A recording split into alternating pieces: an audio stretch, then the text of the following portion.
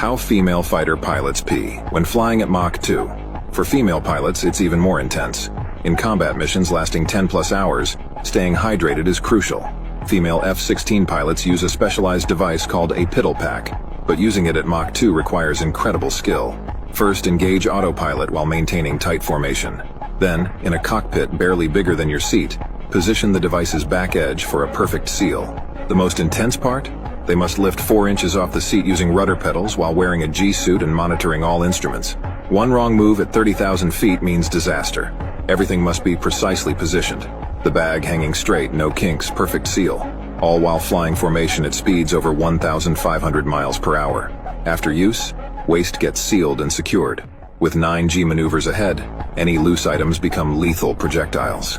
The Air Force now trains specifically for this. Female pilots master this skill in simulators before attempting real flights.